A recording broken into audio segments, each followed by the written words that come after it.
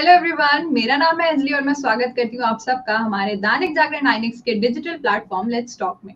यूं तो आजकल यंगस्टर्स के लिए कई सारे करियर ऑप्शंस अवेलेबल हैं। कैंडिडेट्स चाहे किसी भी स्ट्रीम से क्यों ना हो, सभी के लिए हर फील्ड में बहुत सारे ऐसे ऑप्शंस हैं जिसमें वो अपना करियर बना सकते हैं।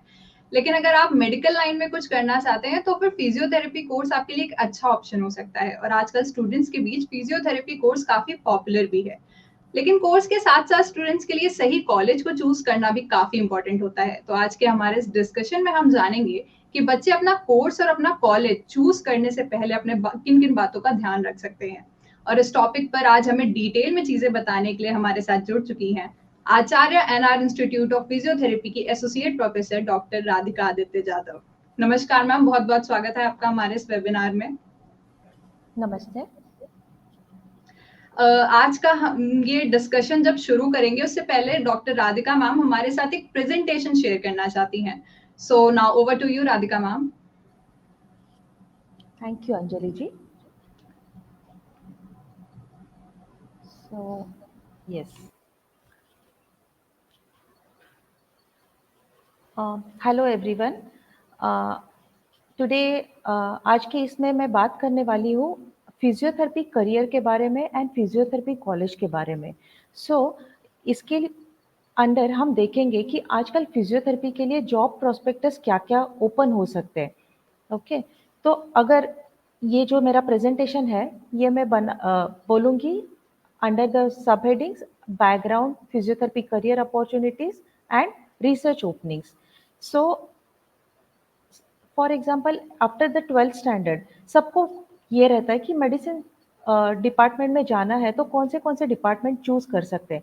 तो अगर आप 12th में बायोलॉजी लेके अगर 12th कंप्लीट कर रहे हो तो उसके बाद आपको अपॉर्चुनिटीज रहती है। एक तो आप मेडिसिन पढ़ने जा सकते हो या डेंटल पढ़ने जा सकते हो, आयुर्वेदा पढ़ने जा सकते हो, और जैसे कि अंजलि जी ने बोला फिजियोथेरेपी। फिजियोथेरेपी आजकल बहुत पॉपुलर है और फिजियोथेरेपी की डिमांड भी बहुत ज़्यादा बढ़ रही है। सो फिजियोथेरेपी करियर अपॉर्चुनिटीज़ के बारे में आज मैं आपको डिटेल में बताऊंगी। तो जैसे कि अभी हम बात कर रहे हैं कि फिजियोथेरेपी आजकल पॉपुलर हो रहा है या फिजियोथेरेपी आजकल बहुत ग्रोइंग हो रहा है। तो इंडिया में भी फिजियोथेरेपी आजकल बहुत पॉपुलर हो रहा है, बट अगर आप वर्ल्ड वाइड में देखोगे तो फिजियोथेरेपी स्टार्ट हुआ है 460 BC में।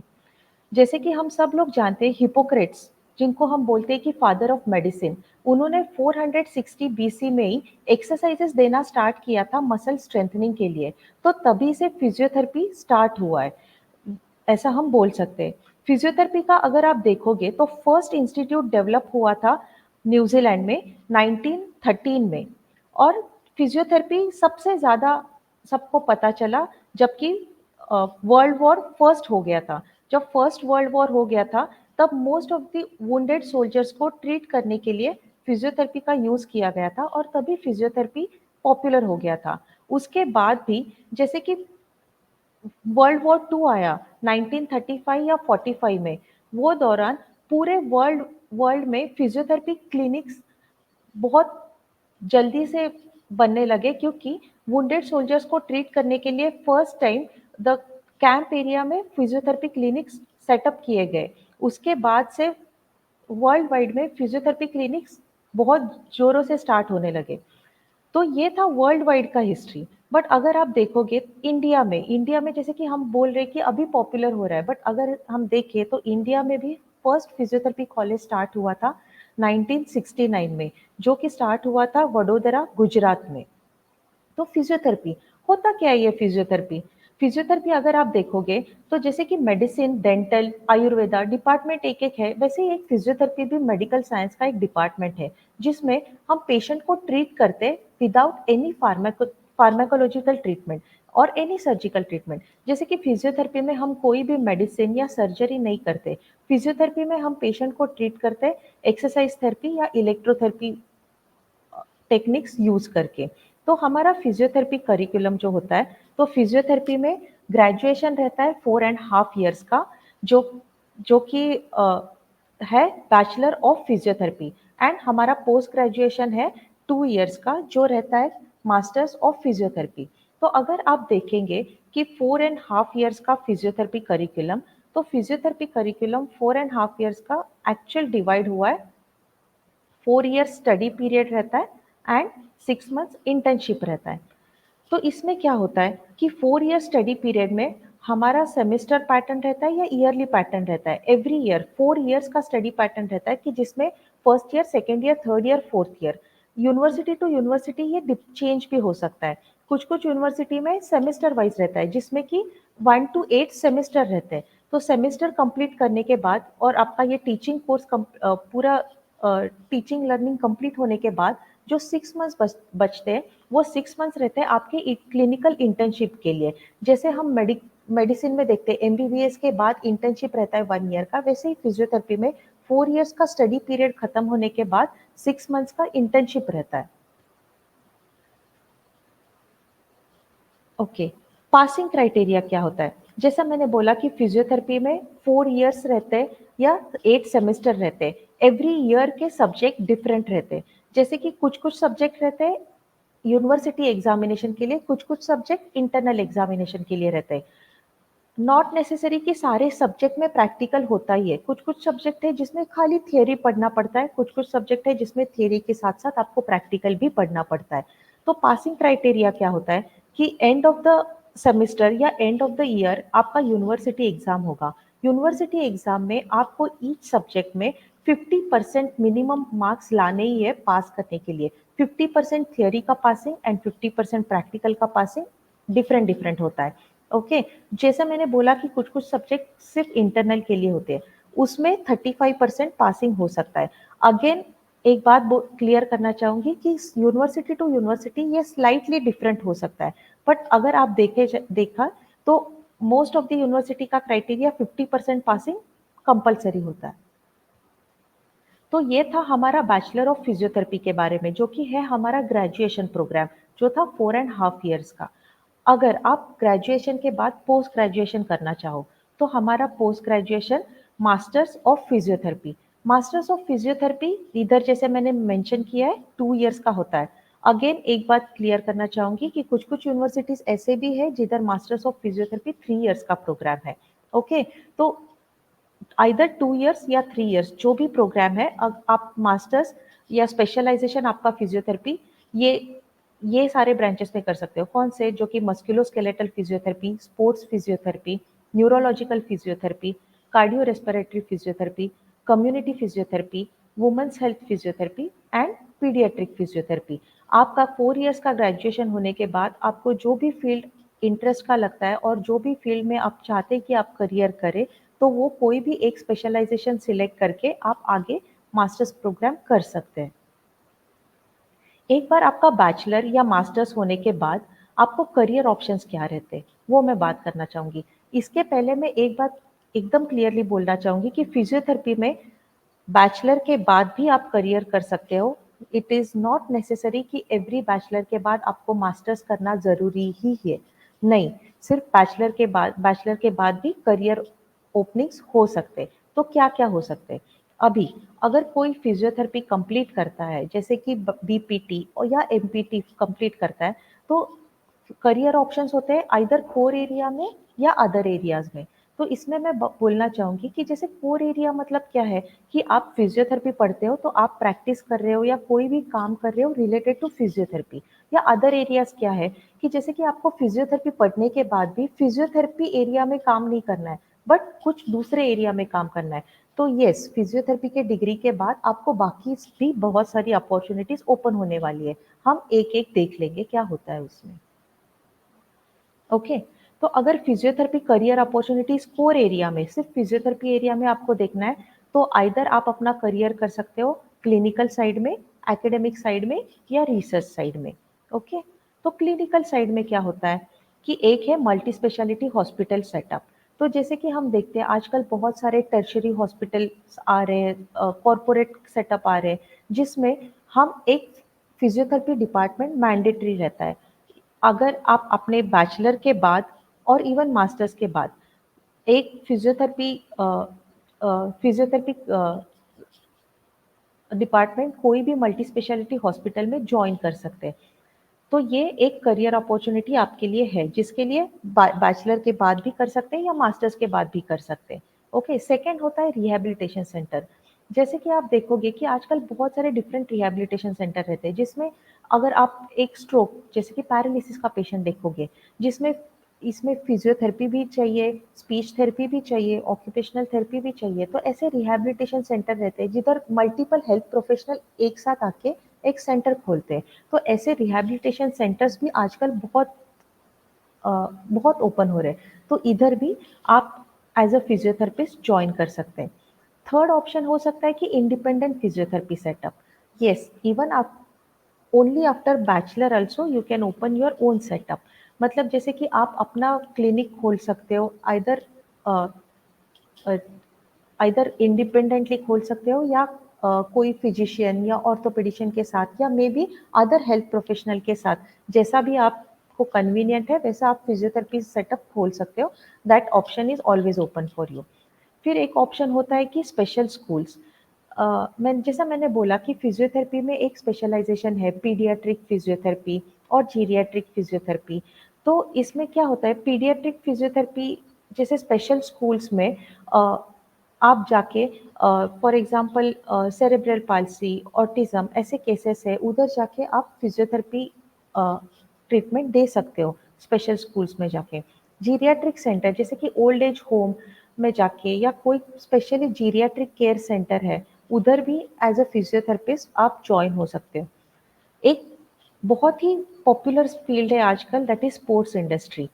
बहुत फेमस लोग हैं, क्योंकि बहुत फेमस एरिया है ये, क्योंकि मोस्ट ऑफ द लोगों को अगर फिजियोथेरेपिस्ट पता है तो सिर्फ वो ग्राउंड के ऊपर फिजियोथेरेपिस्ट पता है। तो इसलिए एक स्पोर्ट्स इंडस्ट्री एक बहुत ही अच्छा ऑप्शन आपके लिए हो सकता है। जैसे कि बैचलर करने के बाद या मास्टर्स करने के बाद भी बहुत सारे स्पोर्ट्स इंडस्ट्रीज है जिसमें फिजियोथेरेपिस्ट का हमेशा ओपनिंग रहता है। तो उधर आप ज्वाइन कर सकते हो। तो ये डिफरेंट ऑप्शंस है अगर आप क्लिनिकल साइड में अपना करियर करना चाहोगे तो। चलो, अगर आपको क्लिनिकल साइड पसंद नहीं है, अगर आपको टीचिंग पसंद है, तो एकेडमिक साइड में ऑप्शन ऑलवेज ओपन होता है। एकेडमिक साइड में मैं बोलना चाहूँगी कि सिर्फ बैचलर के बाद आपको एकेडमिक साइड का ओपनिंग होना मुश्किल है। मास्टर्स ज़रूरी है। अगर आप देर कुछ कुछ यूनिवर्सिटीज़ है जिसमें कि मास्टर्स, सिर्फ मास्टर्स भी इनफ नहीं है, आप पीएचडी करना भी ज़रूरी होता है। तो येस, बट अगर आपको टीचिंग में इंटरेस्ट है तो सिर्फ बैचलर के ऊपर नहीं, आपको मास्टर्स या उसके बाद पीएचडी करके टीचिंग का ऑप्शन ओपन हो सकता है। एकेडमिक में अगर आप चाहोगे कोई भी इंस्टीट्यूट ज्वाइन कर सकते हो, physiotherapy institute for a teaching. तो एकेडमिक में आपका जॉब क्या रहता है, टीचिंग लर्निंग डेवलप करना है। यस, आपको बहुत सारे क्लिनिकल पाथवे गाइडलाइंस, जैसे कि हम कुछ भी फिजियोथेरेपी में करते हैं तो उसके लिए एक गाइडलाइन फॉलो करते हैं, वो गाइडलाइन डिजाइनिंग, उसमें आप करियर कर सकते हो, या करिकुलम डिजाइनिंग। ओके, सो ये एकेडमिक्स के ऑप्शन होते हैं। रिसर्चर, अभी जैसे कि किसी को रिसर्च में बहुत इंटरेस्ट है, तो एक एक है कि आप मास्टर्स के बाद पीएचडी कर सकते हो, और पीएचडी के बाद बहुत सारे रिसर्च प्रोजेक्ट लिख के फंडिंग ले सकते हो। अगर सपोज आपने पीएचडी नहीं भी किया है, तो भी मैं बोलना चाहूँगी कि अगर आपने पीएचडी नहीं किया है बट आपके पास मास्टर्स डिग्री है, तो भी बहुत सारी जगह पे आप रिसर्च लैब में एज अ रिसर्च साइंटिस्ट लग सकते हो। जूनियर रिसर्च फेलो या सीनियर रिसर्च फेलो, ये दो पोजीशन ऐसे हैं, जैसे कि अगर किसी के पास रिसर्च आइडिया है, फंडिंग मिला है, बट मेरे पास डेटा कलेक्शन या रिसर्च एक्चुअली एग्जीक्यूट करने के लिए टाइम नहीं है, ऐसे टाइम पे क्या होता है कि कोई भी मास्टर स्टूडेंट को हायर किया जाता है आइदर जूनियर रिसर्च फेलो या सीनियर रिसर्च फेलो की पोस्ट पे, so that they should conduct the study or they can do the data collection. Okay, अगर आपको ये सभी भी नहीं चाहिए, अगर आपको किसी के under junior research fellow, senior research fellow काम नहीं करना चाह रहे हो, तो आप अपने मास्टर्स के बाद पीएचडी कर सकते हो। बहुत सारे फंडिंग एजेंसी है जिसके लिए आप फंडिंग के लिए अप्लाई कर सकते हो। अगर आपको फंडिंग मिलता है तो आप इंडिपेंडेंटली रिसर्च कर सकते हो। ये कुछ करियर अपॉर्चुनिटीज़ है जो हम देखेंगे कि other than physiotherapy areas. Suppose आपने फिजियोथेरेपी ग्रेजुएशन करने के बाद, सपोज 4 इयर्स या 4 इयर्स के एंड में आपको लगा कि फिजियोथेरेपी बैचलर हो गया, डिग्री हो गई, बट आपको फिजियोथेरेपी में करियर नहीं करना है, फिजियोथेरेपी छोड़ के कोई तो साइड एरिया में करियर करना है, तो येस, वो भी ऑप्शन हमेशा अवेलेबल है। आप बैचलर ऑफ फिजियोथेरेपी करके भी आपका मास्टर्स पब्लिक हेल्थ में कर सकते हो, क्योंकि पब्लिक हेल्थ के बहुत सारे पॉलिसीज सिमिलर है, इसीलिए आप मास्टर्स पब्लिक हेल्थ में करके फिर आपका करियर आगे स्टार्ट कर सकते हो। अगर आपको वो नहीं चाहिए तो भी आपने बहुत सुना होगा आजकल MBA in health management, MBA in health administration, वो ऑप्शन हमेशा ही आपके लिए ओपन है। आप बैचलर ऑफ फिजियोथेरेपी करके भी आपका मास्टर्स हेल्थ मैनेजमेंट या हेल्थ एडमिनिस्ट्रेशन में कर सकते हो। एनाटॉमी फिजियोलॉजी ये बेसिक सब्जेक्ट है मेडिसिन के, जो फिजियोथेरेपी में भी फर्स्ट ईयर में पढ़ाए जाते हैं। ओके, इसके लिए हम theory as well as practical दोनों भी पढ़ते हैं फर्स्ट ईयर में। अगर सपोज आपको ये सब्जेक्ट अच्छे लगे तो आप अपने बैचलर के बाद masters masters in science anatomy या फिजियोलॉजी में करके फिर अपना करियर वो सब्जेक्ट में स्टार्ट कर सकते हैं।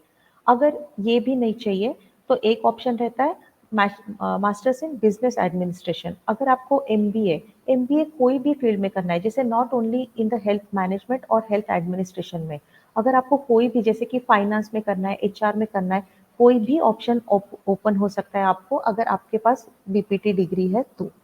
ओके, बैचलर ऑफ फिजियोथेरेपी करने के बाद आपको गवर्नमेंट में भी स्कोप है, जैसे कि गवर्नमेंट में ओपनिंग्स रहते हैं फिजियोथेरेपी के लिए अंडर ईएसआई, डिस्ट्रिक्ट हॉस्पिटल या सीआरपीएफ या रेलवे में भी। ओके, चाइल्ड एजुकेटर क्या होता है कि जैसे आपने बैचलर ऑफ फिजियोथेरेपी किया, आपने ग्रेजुएशन किया है फिजियोथेरेपी में, फिजियोथेरेपी में फाइनल ईयर में एक सब्जेक्ट रहता है कम्युनिटी रिहैबिलिटेशन, जिसमें हम वुमेन्स हेल्थ पढ़ते हैं, पीडियाट्रिक पढ़ते हैं, जीरियाट्रिक पढ़ते हैं। तो वुमेन्स हेल्थ एक स्मॉल पोर्शन रहता है वुमेन्स हेल्थ का। अगर आपको लगा कि आपको वुमेन्स हेल्थ बहुत पसंद है और वुमेन्स हेल्थ में कुछ तो आपको करियर करना है, जैसे कि एज अ मिडवाइफ, डूला, ऐसे करियर करना है, तो उसके लिए एक चाइल्ड बर्थ एजुकेटर कोर्स होता है, जो आप अपने बीपीटी के बाद भी कर सकते हैं, and as a child birth educator आप प्रैक्टिस स्टार्ट कर सकते हैं। ओके, तो ये हो गए आपके करियर अपॉर्चुनिटीज फिजियोथेरेपी में। अगर आपको फिजियोथेरेपी नहीं करके साइड एरियाज में करने, तो वो भी आप कर सकते हैं। तो अभी फिजियोथेरेपी कॉलेजेस के बारे में मैं बोलूँगी। फिजियोथेरेपी कॉलेजेस, अगर आप, जैसे हमने देखा कि 1913 में न्यूजीलैंड में फर्स्ट फिजियोथेरेपी इंस्टीट्यूट स्टार्ट हुआ, 1969 में इंडिया में फर्स्ट फिजियोथेरेपी इंस्टीट्यूट स्टार्ट हुआ। अगर आप करंट टाइम पे देखोगे तो इंडिया में अराउंड 507 फिजियोथेरेपी कॉलेजेस हैं। ओके, फिजियोथेरेपी के लिए अगर हमारा जो नेशनल लेवल काउंसिल है वो है इंडियन एसोसिएशन ऑफ फिजियोथेरेपी। जब फिजियोथेरेपी कॉलेजेस सिलेक्ट करोगे, आप ज़रूर देखिए कि कॉलेज के पास इंडियन एसोसिएशन ऑफ फिजियोथेरेपी का रिकॉग्निशन है या नहीं है। उसके साथ-साथ हमारा और एक काउंसिल है जो है society of Indian physiotherapist. Okay, ये नेशनल लेवल हमारे नेशनल लेवल एक्रीडेशन है। फिर उसके बाद हमारा होता है कि स्टेट काउंसिल ऑफ फिजियोथेरेपी। कुछ-कुछ स्टेट्स हैं, जैसे कि कर्नाटका के लिए कर्नाटका स्टेट काउंसिल है, महाराष्ट्र के लिए महाराष्ट्र स्टेट काउंसिल है। नॉट नेसेसरी कि एवरी स्टेट में ये है ही, but most of the states में स्टेट काउंसिल भी है। तो हर फिजियोथेरेपी का। ओके, तो इसमें हमारा कॉलेज है Acharya's NR institute of physiotherapy. हमारा कॉलेज एस्टैब्लिश हुआ है 2019 में। हमारा कॉलेज अफिलिएटेड है Rajiv Gandhi university of health science, जो कि है बैंगलोर में। ओके, एंड हमारा कॉलेज है जो रिकॉग्नाइज है गवर्नमेंट ऑफ कर्नाटका से, एंड इसके पास इंडियन एसोसिएशन ऑफ फिजियोथेरेपी का अप्रूवल है। ओके, जब मैं ये कॉलेज के बारे में बात कर रही हूँ, मैं और एक बार दोहराना चाहूँगी कि जब आप कॉलेज सिलेक्ट करोगे फिजियोथेरेपी के लिए, आप ज़रूर देखिएगा कि आपका कॉलेज रिकॉग्नाइज है, आईपी रिकॉग्निशन है, यूनिवर्सिटी से अफिलिएटेड है, ये बातें ज़रूर देखनी चाहिए। अभी आचार्य एनआर इंस्टीट्यूट ऑफ फिजियोथेरेपी, इसके बारे में एक मैं बात करना चाहूँगी कि क्यों ये कॉलेज सिलेक्ट करना चाहिए। एक तो है हमारे पास बहुत ही अच्छा कैंपस है। हमारा कैंपस 400 एकर्स एरिया में है। तो जब आचार्य इंस्टीट्यूट आप देखोगे तो हम इधर under Acharya institute there are 9 institutes. Out of 9 institute एक इंस्टीट्यूट है वो Acharya NR institute of physiotherapy. तो इसलिए हमारे पास centralised library, centralised ground, green campus, wifi facility, enough parking facility, in house gym, swimming pool, ये सब कुछ ये कैंपस में आपको मिलेगा। उसके अलावा जैसे कि मैंने बोला कि फिजियोथेरेपी में कुछ-कुछ सब्जेक्ट है जिसमें थियरी है, कुछ-कुछ सब्जेक्ट है जिसमें थियरी के साथ-साथ आपको प्रैक्टिकल भी पास करना पड़ता है। पासिंग के लिए आपको थियरी, प्रैक्टिकल का सेपरेट नॉलेज होना चाहिए, थियरी, प्रैक्टिकल का सेपरेट पासिंग होना चाहिए। इसलिए अगर आप ये कॉलेज देखोगे तो इधर हर एक सब्जेक्ट्स के लिए सेपरेट-सेपरेट लैब है, ताकि स्टूडेंट्स को अच्छे से प्रैक्टिकल एक्सपोज़र मिल जाए। अगर आप आचार्य एनआर इंस्टीट्यूट ऑफ फिजियोथेरेपी देखते हो तो इधर कुछ-कुछ प्रैक्टिकल सब्जेक्ट है जैसे exercise therapy, electrotherapy, musculoskeletal physiotherapy, cardiovascular physiotherapy, ऐसे डिफरेंट सब्जेक्ट के लिए डिफरेंट लैब्स है एंड सारे हमारे लैब्स में सारे इक्विपमेंट्स अवेलेबल है। देन फिजियोथेरेपी क्लिनिक, आप थर्ड ईयर में जाओगे फिजियोथेरेपी के तो आपको क्लिनिकल सब्जेक्ट स्टार्ट हो गए, आपको पेशेंट के ऊपर एक्सपोजर चाहिए। तो इसके लिए हमारे पास एडवांस फिजियोथेरेपी क्लिनिक है। हमारे फिजियोथेरेपी क्लिनिक में बहुत सारे एडवांस मशीन्स है कि जो जिसमें हमारे स्टूडेंट्स पेशेंट के ऊपर observation as well as treatment कर सकते हैं। देन सबसे इम्पोर्टेंट है एंटी रैगिंग पॉलिसीज। अगर आप आचार्य इंस्टीट्यूट में देखो तो कम्प्लीटली रैगिंग के लिए ज़ीरो टॉलरेंस है। प्रॉपर एंटी रैगिंग कमिटी होती है कॉलेज में। अगर उसके बावजूद भी कुछ रैगिंग का केस आया तो प्रॉपरली लीगल एक्शन लिया जाता है। देन अभी आप अगर फर्स्ट ईयर के स्टूडेंट्स देखोगे तो बहुत नए स्टूडेंट्स रहते हैं, बहुत सारी चीज़ें पता नहीं होती है। अगर आप देखोगे कॉलेज में जाने के बाद कि कॉलेज में लाइब्रेरी किधर है, कैसे पढ़ना है, क्योंकि आप 12th के बाद एक प्रोफेशनल कॉलेज में आते हो तो बहुत सारी अदर देन एकेडमिक या अदर देन क्लासरूम, मैं बोलना चाहूँगी कि अदर देन क्लासरूम भी बहुत सारा टीचिंग ज़रूरी होता है। तो इसीलिए आचार्य इंस्टीट्यूट में एक सिस्टम है प्रॉक्टर प्रॉक्टी। जैसे कि प्रॉक्टीज कौन रहता है, स्टूडेंट रहते हैं, और प्रॉक्टर कौन रहता है, टीचर।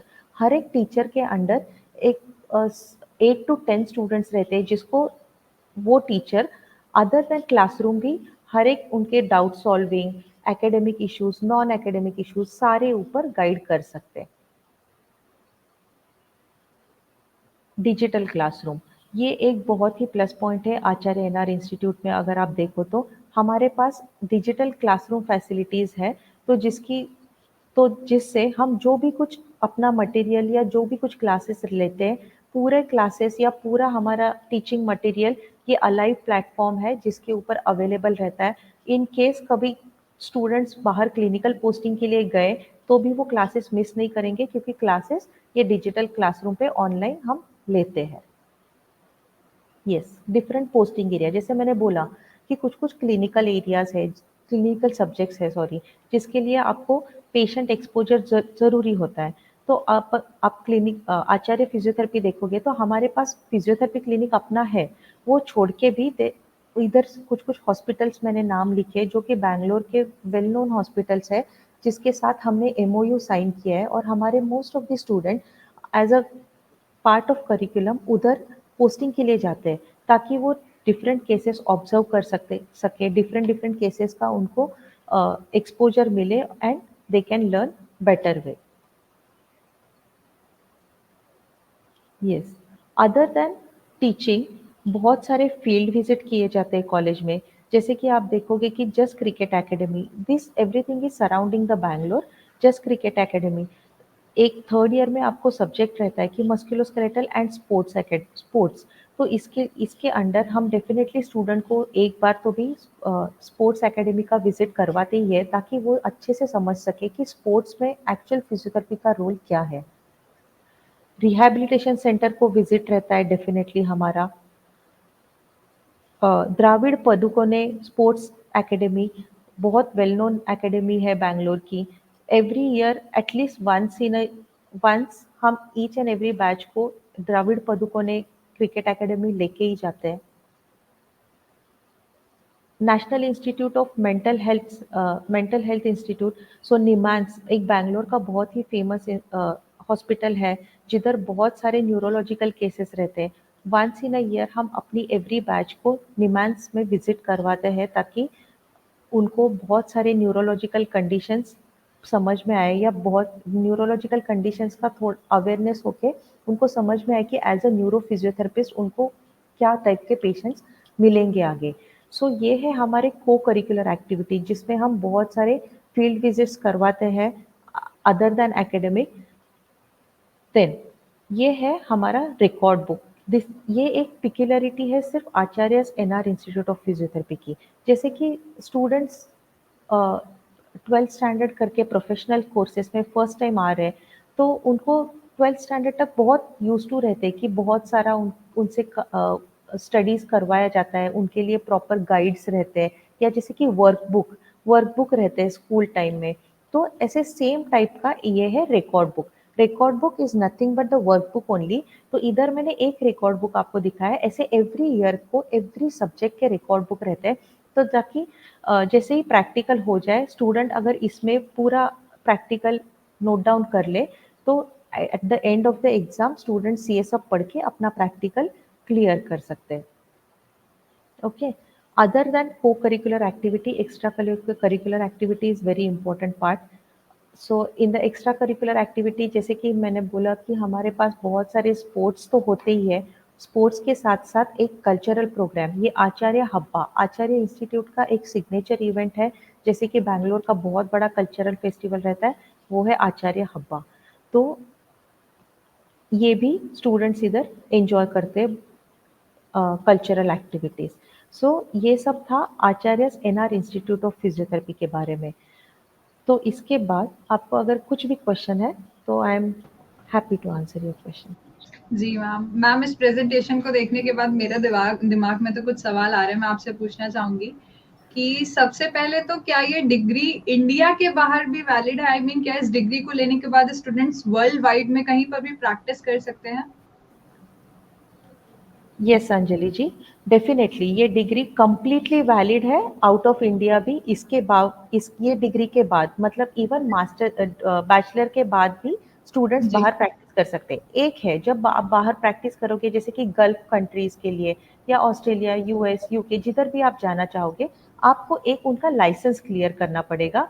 बट ये डिग्री 100% वैलिड है out of India. Okay okay okay, thank you so much ma'am. Ma'am वैसे डिग्री तो मिल गई एक कोर्स करने के बाद, लेकिन क्या खुद का अगर किसी को कोई क्लिनिक खोलना है स्टूडेंट को, तो क्या उससे पहले किसी तरह की अप्रूवल लेने की जरूरत होती है? जैसे कि मैंने बोला कि हमारा काउंसिल है इंडियन एसोसिएशन ऑफ फिजियोथेरेपी। ज़रूरी है कि उसके स्टूडेंट अपना रजिस्ट्रेशन करवाए इंडियन एसोसिएशन ऑफ फिजियोथेरेपी को। तो जी स्टूडेंट का रजिस्ट्रेशन ज़रूरी है। जैसे मैंने बोला कि स्टेट काउंसिल रहते हैं, जैसे महाराष्ट्र में है, कर्नाटका में है स्टेट काउंसिल ऑफ फिजियोथेरेपी। ज़रूरी होता है कि स्टूडेंट अपना रजिस्ट्रेशन स्टेट काउंसिल को भी करवाए। और आप आपके पास अगर रजिस्ट्रेशन नंबर है तो उसके बाद आप अपना क्लिनिक खोल सकते हैं। जी जी। मैम मेरा एक और सवाल है कि क्या हम मास्टर्स करने के बाद इंडिया से बाहर जाकर पीएचडी कर सकते हैं फिजियोथेरेपी में? बिल्कुल कर सकते हैं। मैं बोलना जी जी। चाहूँगी कि अगर आप बैचलर करते हो तो आप अगर सपोज़ आपको आउट ऑफ इंडिया जाना है बैचलर के बाद ही, तो भी आप जी बैचलर इधर करके उधर मास्टर्स कर सकते हो मास्टर्स। डेफ़िनेटली। मतलब ओके। स्टूडेंट्स इधर बैचलर करते हैं और अपना मास्टर्स उधर करते हैं। इधर फिज़ियोथेरेपी में करना है या दूसरे भी कोई हेल्थ प्रोफ़ेशन में करना है, तो भी उधर जाके आप मास्टर्स कर सकते हो। अगर आपने सपोज़ मास्टर्स इधर किया है और अगर जी आपको पीएचडी के लिए सिर्फ़ बाहर जाना है, तो भी ये मास्टर्स भी 100% वैलिड है। इधर मास्टर्स करके आप आउट ऑफ इंडिया किधर भी पीएचडी के लिए भी अप्लाई कर सकते हैं। जी जी जी। मैम मेरा एक और क्वेश्चन है, मैं उसको क्विकली ऐड करना चाहूंगी कि after getting the degree is there any service bond? No, that is one positive point of physiotherapy. Most जी ऑफ द कॉलेज मतलब इन इंडिया में भी वन और टू कॉलेज जैसे कि छोड़ के मोस्ट जी। ऑफ द कॉलेज में कोई सर्विस बॉन्ड नहीं रहता है। जैसे कि आप फिजियोथेरेपी करने के बाद 4 इयर्स का करिकुलम कंप्लीट करो, 6 मंथ्स का इंटर्नशिप कंप्लीट करना और उसके बाद आपको कोई सर्विस बॉन्ड नहीं रहेगा। आप जिधर भी जाके प्रैक्टिस करना चाहो, अपना करियर स्टार्ट करना चाहो, आप कर सकते हो। जी जी जी, thank you so much ma'am. I hope and I am pretty sure कि आज हमारे जितने भी स्टूडेंट्स हैं जो ये लाइव डिस्कशन देख रहे हैं, सुन रहे हैं, उनके काफी सारे डाउट जो है वो आज क्लियर हो गए हैं। Once again thank you so much Radhika ma'am कि आपने हमारे स्टूडेंट्स के सारे डाउट इतनी आसानी से क्लियर करे, इतने इन डेप्थ जाके सब चीजें उन्हें बताई हैं। Thank you so much. Thank you. And viewers, मिलेंगे आपसे जल्दी ऑन सेम प्लेटफॉर्म, तब तक बने रहिए आईनेक्स लाइव पर। Till then take care and bye bye.